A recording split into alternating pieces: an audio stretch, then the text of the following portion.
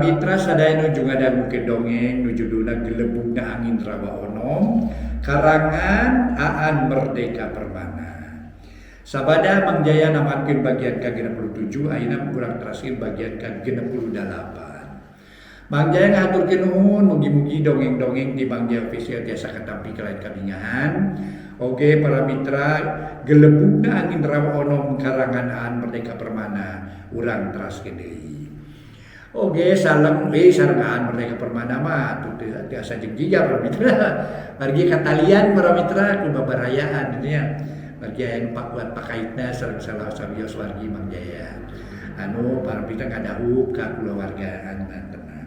Atanapi ka wargi-wargi rereaktif mantenna.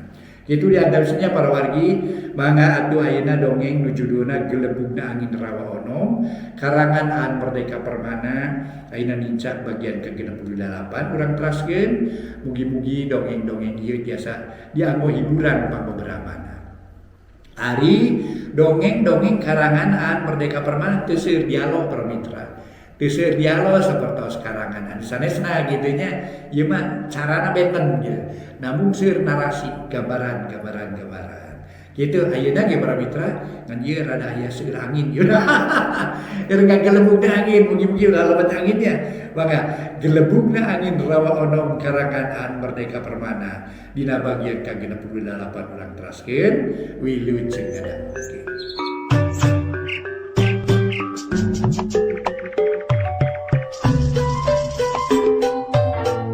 Para mitra pamiarsa wilujeng tepang dangu sareng Mang Jaya. Mang Jaya sapara kanca ti studio bade neras dongeng nuju dihanca ku Mang Jaya nyaeta karangan Aan Merdeka Permana dina judulna Gelebugna Angin Rawa Onom. Ayeuna nincak bagian ke-68 para wargi teh karaosnya. Para mitra anu mulya minangka harita teh barang atuh bangsa silumana silemin parantos kumpul menikah denge malah manu nyala katak atu ngagak-gak seri segala rupa kitu kaayaanana dina mangsa harita.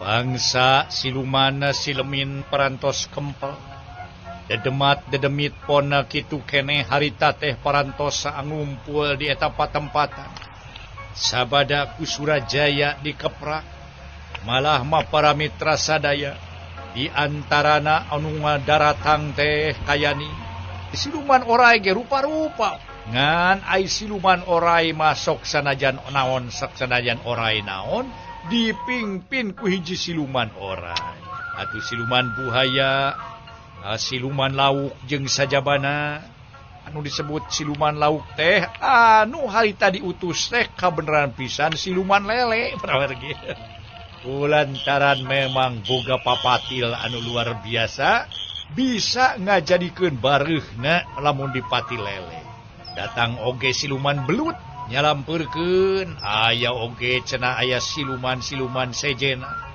kayaning siluman keuyeub siluman bangkong jeung sajabana kabeh kumpul sinewaka di eta patempatan pikeun ngayakeun gempungan kulantaran nu datangna teh Surajaya minangka utusan ti nagri Ono nu pangheulana diantara nyata siluman oray ngayak naon aya naon he bangsa manungsa aya naon anjeun pan lain bangsa manungsa tapi bangsa Ono make nganggu ka bangsa kaula nu ngageugeun di dasar laut jeung naon sababna ani ka bangsa Ono make ngumpulkeun bangsa kaula jeung siluman-siluman sejena.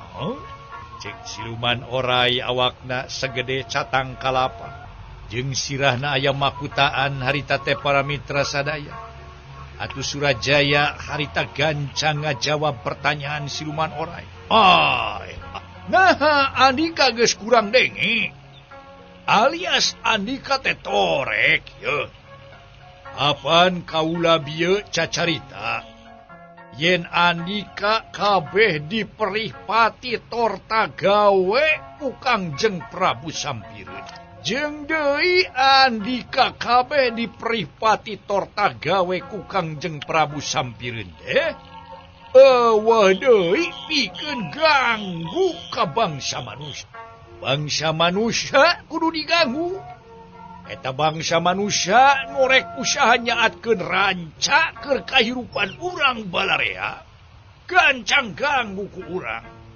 Malah samemeh manehna init ka ranca ku urang ganggu. Lain bae muga niat ngaganggu nyaatkeun ranca. Tapi sakumna umat manusia ganggu ku urang. Tuman.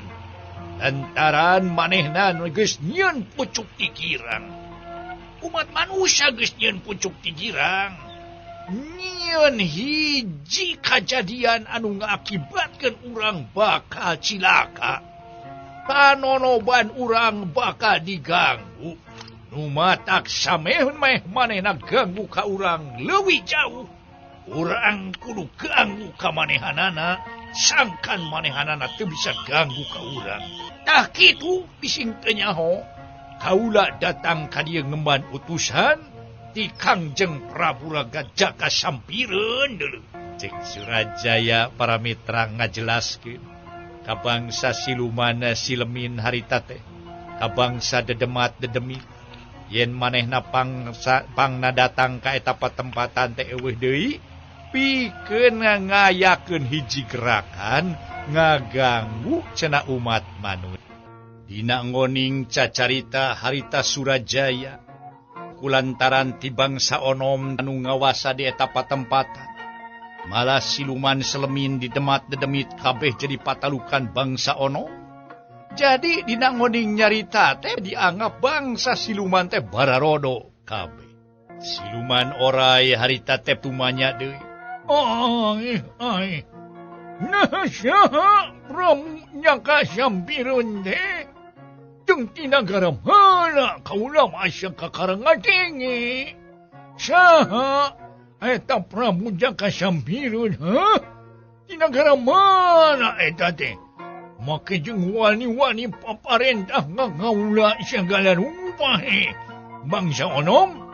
Cek siluman orai, bari mata moncorong, tarangna kerung, tarang orai juga kumanya para mitra. Aduh para mitra sadaya, tarang orai juga kumaha. Saterusna Surajaya gancang ngajawab. Ai. Nah, Ari Andika. Bodoh katotoloyo. Tai kahulu-hulu Andika mah he. Bodoh kabina-bina. Yo. Ari Kangjeng Prabu Jaka Sampireun teh nya eta raja nu kumawasa di Kerajaan Pulau Majeti deuleu. Ari Andika bodoh kabina-bina, bodoh katotoloyo. Aduh Andika mah, aduh bener-benernya, bener-bener ye teu nyaho kana ieu penerangan ayeuna.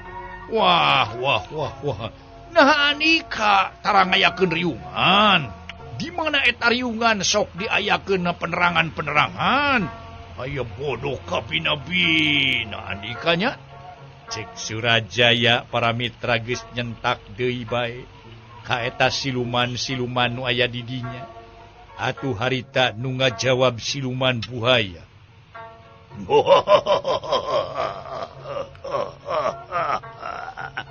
Saganyaho kaula mah Raja Nagara Pulau Majeti teh Prabu Selangkuning. Nah iraha diganti ku ngaran anyar.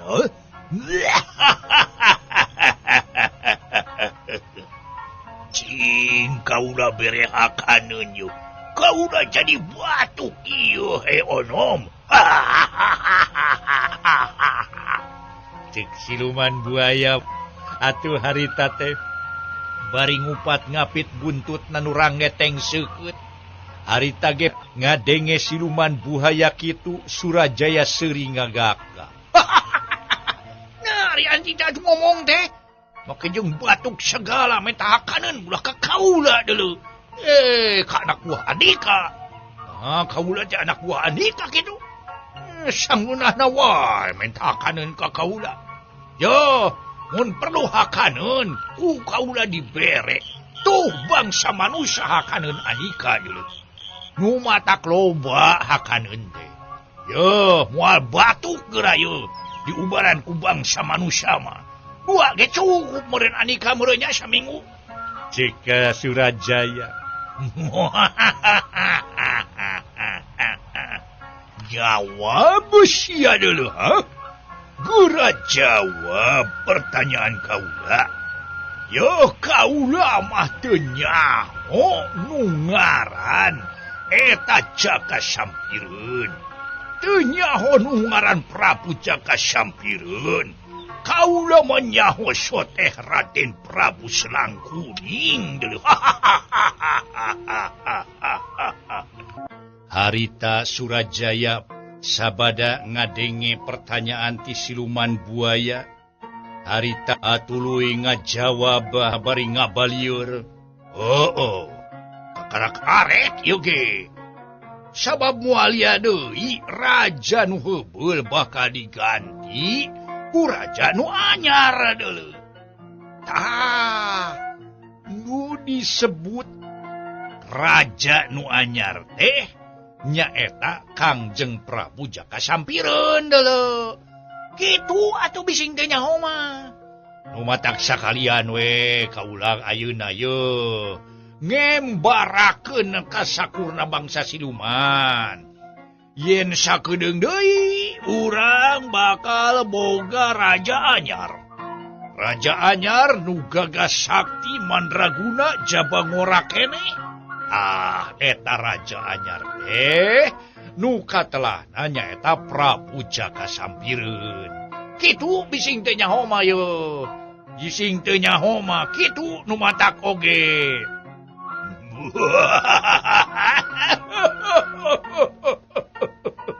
Nah, pedah naon, ha? Di Pulau Majeti rajana make aya parobahan deui. Make yo rek diganti. Pedah naon? Pedah naon? Cing. Kaula beri jawaban. Cek siluman buhaya harita menta jawaban. Nya atuh harita gep Surajaya langsung ngajawab. Kana pertanyaan ti siluman buhaya teh. Oh nya supaya aya parobahan we atuh deuleu. Ulah anger-anger we kieu. Apaan ai nagara teh ye? Kudu keur kamakmuran ambar hayatna. Atuh anyun minangka anu bilu ka Karajaan Onom. Kudu ngarasakeun kamakmuranana. Pan ayeuna aya tanda-tanda deuleu. Yen tempat anjeun bakal disaatkeun. Ieu teh kulantaran raja lemah. Raja eueuh kabecus. Raja bodoh. Raja bisa dibobodo batur. Da urang kudu ngangkat teh hiji raja nu kuat. Raja nu gede wibawa. Raja nu luhur komarana. Pikeun katengtreman urang. Rek di mana urang tentrem, lamun boga raja lemah. Kitu nu matak oge. Ta ieu nu hayang dirobah teh. Kaula ngembarakeun ka ambar hayat kabeh jeung ka bangsa siluman. Urang perlu perubahan. Lantaran urang lamun teu daek ngarobah diri, urang anger we cilaka tungtungna. Andika moal boga panonoban. Lamun rawa disaatkeun, lamun ranca disaatkeun, pekrek cicing di mana Andika deuleu, ha? Cek Surajaya para mitra sadaya. Atuh harita teh tetep siluman buhaya mah hayang leuwih nyaho. Naon nu jadi sabab musababna pangna perlu perubahan? Oh, babari. Ari asa robah mah. ngan nu hese teh dulu. Robah tina goreng jadi alus. Da eta kumaha? Eta kumaha buah-buah sabalik na yo.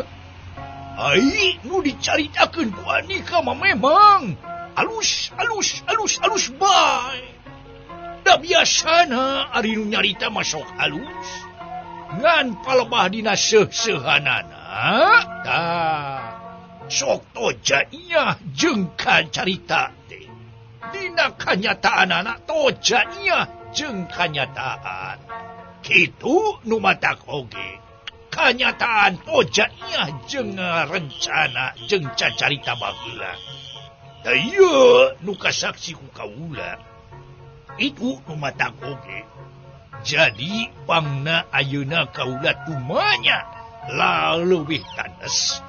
Ieu teh naon sababna pangna diganti teh, cing kaula hayang ngadenge nu leuwih jelas. Cek siluman buhaya deui. Ya, Anika mah bawel pisannya. Loba pisan pananya. Loba pisan carita. Ya, nu penting mah teh nyeweng ke kumaneh dulu. Ngan supaya raja gancang diganti, sok Anika mantuan tarekah-tarekahna. Nu penting mah kitu atuh, urang teh perlu aya perubahan ayeuna teh. Ulah kieu bae. Ya, lamun kieu bae urang cilaka. Kudu berubah urang teh. Dah kitu. Nu matak oge. Sangkan urang leuwih robah. Leuwih aya dina kamakmuran tibatan geus-geus. Kitu nu matak oge. Tetep para mitra sadaya Surajaya. Manehna ngeceskeun kasing sakura nu aya di eta tempat. Dina gempungan jeung para siluman manehna biantara mere pangaruh kasing sakur siluman sangkan ngagugu kasing sakur titahna. Atawa ngagugu kasing sakur pangajakna ti Raden Jaka Sampira. Ari nuni semut mantuan teh. Ngaha bangsa gaula gunung ngaganggu ka bangsa manusia. Nu jeung seperti Anika tadi dulu. Siluman orai ngilu cumarita. Atu langsung harita ge para mitra ku Surajaya disambut eta caritaan siluman orai teh sakumaha nu kauninga para mitra. Sabada siluman buhaya nyarita langsung Surajaya nyarita. Kitu. Ya ku bodoh-bodoh teuing ngali bangsa siluman silemanya. Bangsa dedemat-dedemit. Sok ganggu manusia kabeh, sina sangsara, sina gering, sina berwit, sina loba papaseaan, adukeun. Tah, manehanana jeung anuna satuju jeung teu adukeun ku urang. Sina sarusa, sina kalaparan. Kitu pokona mah. Ya, pokona mah raja kaula bakal bunga mun neuleuh manusia susah. Kitu nu penting mah. Sina susah timbulkeun werit pokona mah. Panyakit sebarkeun jeung sajabana. Eta tah tugas ti raja kaula. Nu penting manusia susah kumaha bae carana deuleu. Cek Surajaya para mitra sadaya. Manehna dina biantara teh bari jeung acung-acungan curug sagala. Atuh nanakeun biantarana kacida sumangetna cenah kitu. Ngan siluman buhaya tetep manehanana. Rada jiga kurang satuju. Wah, kau bisa sangeunah na dulu. Sebab geus aya aturan nu pengkuh dicekel. Kitu nu matak oge. Jadi teu bisa sangeunah na dulu. Omongan siluman buhaya. Naon? Pakai aturan segala. Aturan geus dicekel aturan naon bari nage. Awah, aturan nu penting mah manusia susah. Kitu we nu penting mah mun hese-hese teuing. Nu kitu-kitu wae mun hese atuh. Nari Anika. Cek Surajaya deui para mitra sadaya. Tapi siluman buaya tadi ge disebut ke manehanana loba pamanggih jeung deui rada kurang panuju lamun ganggu ka manusia. Siluman buaya cumarita deui. Bangsa kaula bisa ganggu ka manungsa nu geus nyata-nyata ganggu ka bangsa kaula. Ari nu dianggap ganggu teh nyaeta manusia nu teu ngajenan ka sasama papada makhluk. Manusia nu ngaruksak alam jeung manusia nu resep linyok bohong, resep sarakah, resep nganiaya. Eta lebokeun kaula. Iya geus jadi perjanjian antara bangsa kaula jeung bangsa waktu zamana ngadegna nagara Pulo Maceti. Ieu nu geus jadi geus jadi pokona mah aturan, geus jadi pamadegan sarerea. Sedengkeun ngadegna nagara Pulo Maceti teh nyaeta geus ratusan taun kalaru. Mun ayeuna bangsa kaula dititah teu pupuguh, hartina mah alesan anu kuat, nya kudu aya aturan deui nu kudu dirobah atuh. Ari ngarobah aturan teh teu meunang ngasagawayan. Kudu aya gempungan deui, diriungkeun deui, diayakeun perjanjian anyar antara bangsa kaula jeung nagara onom di Pulo Macet. Apa nepi ka waktu ayeuna mah can ngadenge kaula teh. Yen aya aturan anyar, jadi kaula mah tetep wae rek ngagugu kana aturan-aturan anu heubeul. Di mana eta aturan heubeul teh can diganti arias candi roba. Kitu dah. Jadi mun ceuk basa menak di manusia mah cenah, ceuk basa dewan mah candi amandemen dulu. Siluman nu bahaya nu dinyakeun ku bangsa siluman orang. Oke, ku siluman sejena. Eta siluman we ngarti di bangsa manusia. Aduh, cek dewan candi amandemen cenah.